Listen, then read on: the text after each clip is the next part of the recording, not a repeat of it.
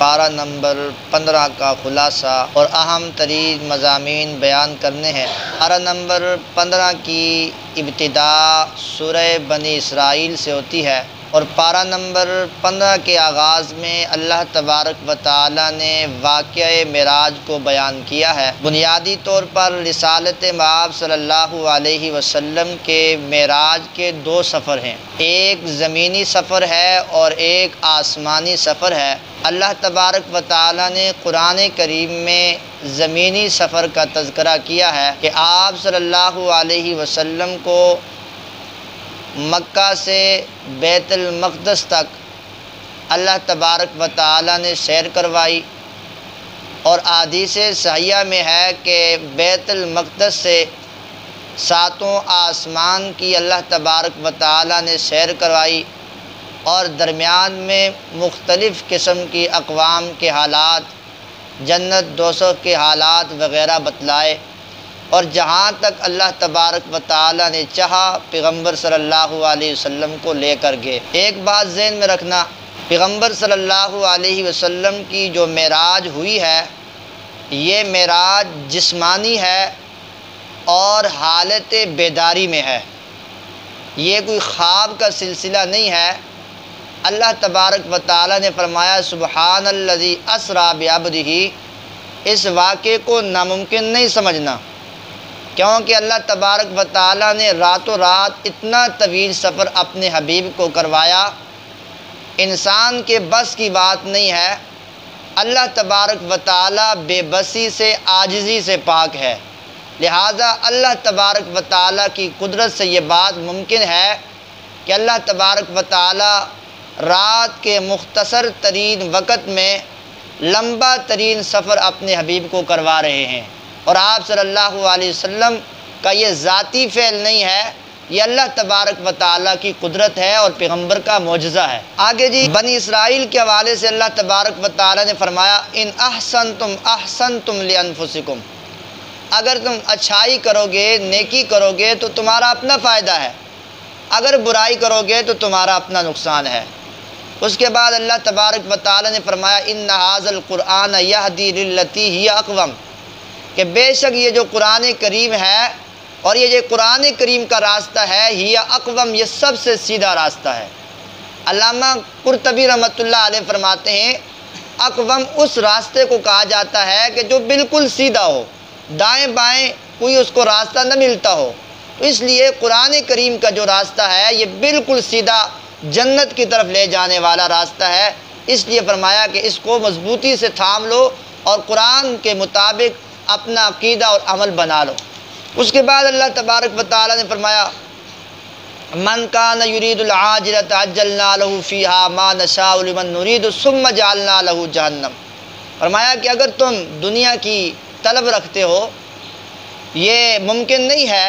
کہ اللہ تبارک و تعالیٰ تمہیں تمہاری چاہت کے مطابق دنیا عطا کر دے، نہیں، بس جو مقدر ہوگا اللہ تبارک و تعالیٰ تمہیں دنیا عطا کر دے گا۔ لیکن فرمایا من اراد الآخرۃ وسعی لها سعیھا وہو مؤمن فاولئک کان سعیہم مشکورا، لیکن تم آخرت کے لیے تک و دو کرو گے، آخرت کے لیے محنت کرو گے، اللہ تبارک و تعالیٰ تمہاری محنت سے بڑھ چڑھ کر تمہیں عطا کریں گے۔ دنیا کے بارے میں کہا کہ تم دنیا کے طالب بنو گے تو اللہ تبارک و تعالیٰ تمہاری چاہت کے مطابق تمہیں دنیا نہیں دے گا، لیکن تم آخرت کے متعلق اگر چاہت رکھو گے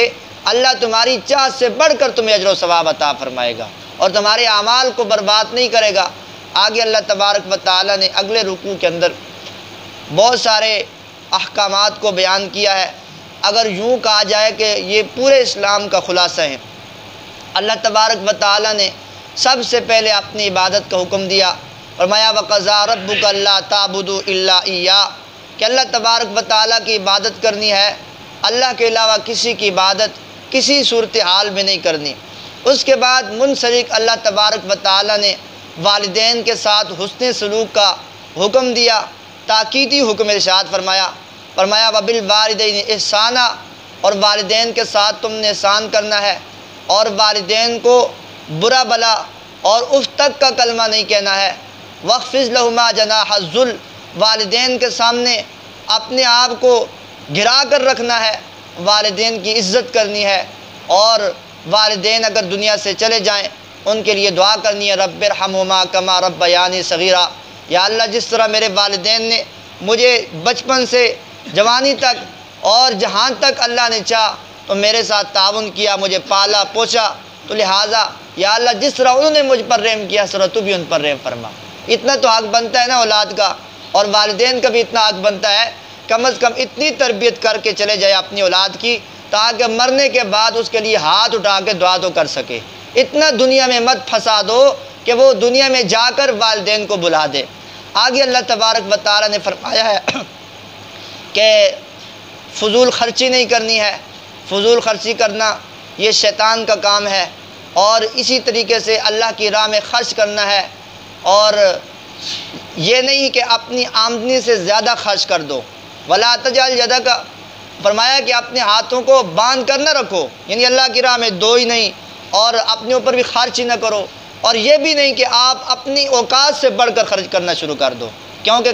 کل پھر کیا کیا جائے، فقیر بن کر مانگا جائے، تو ایسا بھی نہیں ہونا چاہیے۔ آگے اللہ نے فرمایا ولا تقتلوا اولادکم خشیۃ املاق، کہ اپنی اولاد کو فقر و فاقہ کے ڈر سے قتل نہ کرو، اور اسی طریقے سے فرمایا قتل نہ کرو، اور زنا کے قریب نہ جاؤ، یہ فحاشی اور عریانی کی چیزیں ہیں، اور عہد اور وعدے کی پاسداری کرو، اور اسی طریقے سے آخر میں اللہ نے فرمایا ولا تجعل مع اللہ الہا آخر، کہ اللہ تبارک و تعالیٰ کے ساتھ کسی کو الہ و معبود نہ بناؤ، اگر ایسا کرو گے تو دنیا بھی برباد اور آخرت بھی برباد ہو جائے گی۔ اور اس کے بعد اللہ تبارک و تعالیٰ نے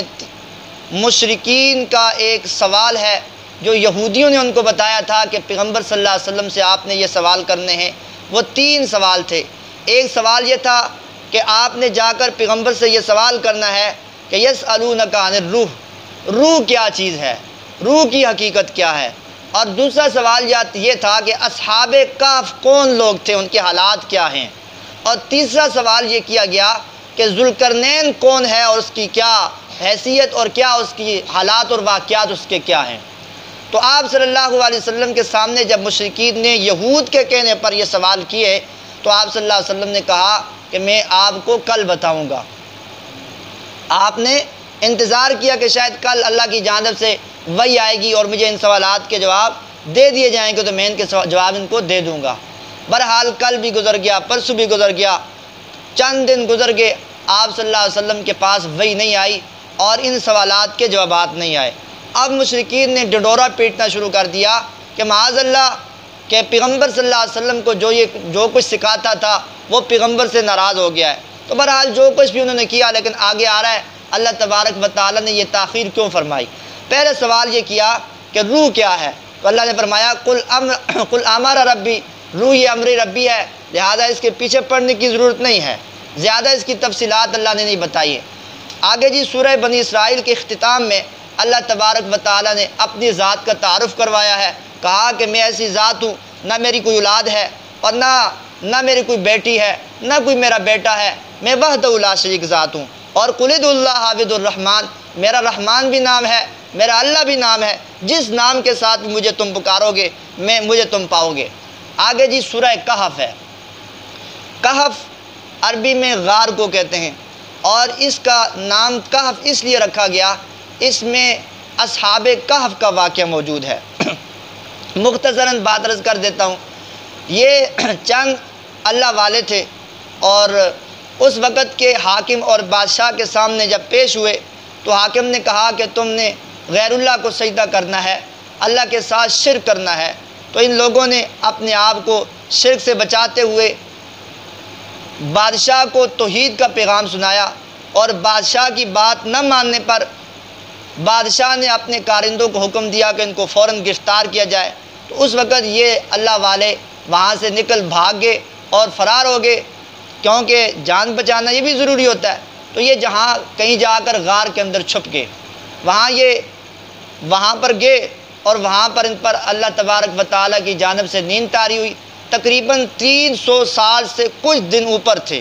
300 سال سے اوپر تک یہ سوئے رہے غار میں۔ وہ بادشاہ چلا گیا، وہ کتنے بادشاہ آئے اور کتنے چلے گئے۔ 300 سال کے اور کچھ دن بعد جب یہ ان کی بیداری ہوئی، جاگ آئی، تو انہوں نے اپنی اس سے توشہ دان سے جو کچھ بھی تھا وہاں سے جو رقم تھی وہ نکالی اور ایک بندے کو بھیجا، جا باہر جا کے کہیں سے کوئی کھانا پینے کی چیز لے آ، لیکن جانا ہے وہاں یہ غور کرنا ہے وہاں کوئی مشرک نہ ہو، مشرک کے ہاتھ کا کھانا نہ ہو، کسی موحد کے ہاتھ کا کھانا ہو۔ دیکھو 300 سال کے بعد بھی ان کا اتنا پکا عقیدہ ہے، کچا عقیدہ نہیں ہے، کہتے ہیں کہ مشرک کی چیز نہیں لانی ہے، موحد سے جا کر چیز لانی ہے۔ اب یہ بندہ لے کر گیا نا سکے، تو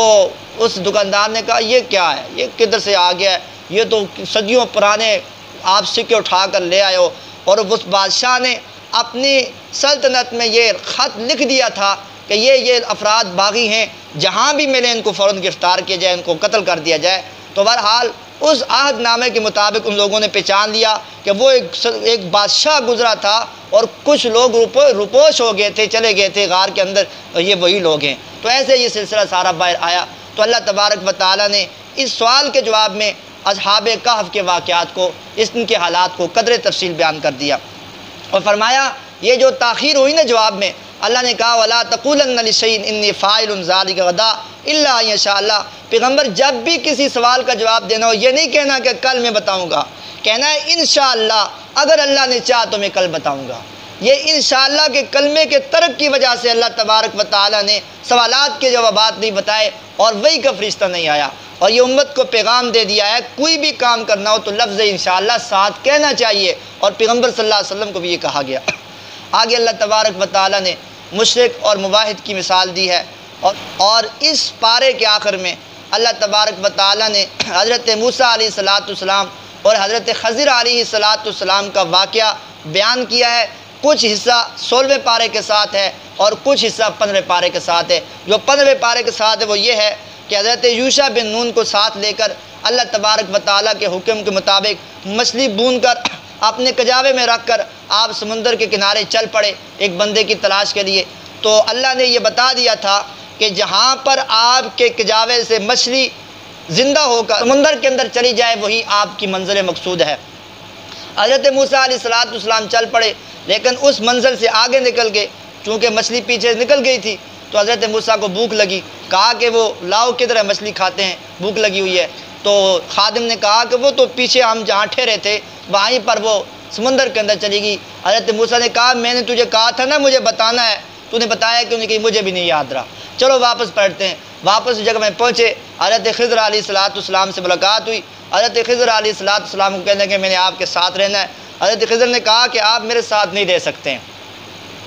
بہرحال حضرت موسیٰ علیہ السلام نے کہا میں نے آپ کے ساتھ رہنا ہے۔ حضرت خضر نے کہا کہ میرے ساتھ رہنا ہے تو صبر و تحمل کے ساتھ رہنا ہے، کسی بات پر پوچھتا نہیں ہے یہ تو نے کیوں کیا ہے۔ بہرحال حضرت موسیٰ جلالی پیغمبر تے چل پڑے، بات شرائط طے ہو گئی، آگے ایک کشتی پر سوار ہوئے۔ خضر علیہ السلام نے اس کشتی کا پھٹا کیا کر دیا، اکھیڑ دیا، اور حضرت موسیٰ علیہ السلام سے نر آ گیا، کہنے لگا یہ کیسے کہ یہ کیا کر دیا، ایک تو کسی کی کشتی پر سوار ہو رہے ہیں اور اوپر سے تم کیا کر رہے ہو، اخرقتا، تم اس کو اکھیڑ رہے ہو، اس کا تختہ الٹ رہے ہو۔ تو بہرحال حضرت خضر علیہ السلام نے کہا موسیٰ میں نے کہا تھا نا تو برداشت نہیں کر سکے گا، صبر نہیں کر سکے گا۔ بہرحال حضرت موسیٰ نے معذرت کی کہ آئندہ ایسے نہیں کروں گا، چلو چلتے ہیں سفر میں۔ آگے چلے گئے، فرمایا آگے ایک لڑکا ہے، بچہ ہے، غلام ہے، اور اس کو کیا کر دیا حضرت خضر نے قتل کر دیا۔ حضرت موسیٰ علیہ السلام پھر جلال میں آگے، کہنے لگے یہ پاکیزہ جان جس کو تو نے کیوں قتل کر دیا ہے۔ حضرت خضر علیہ السلام نے کہا تھا نا کہ میں نے تجھے کہا تھا نا موسیٰ کہ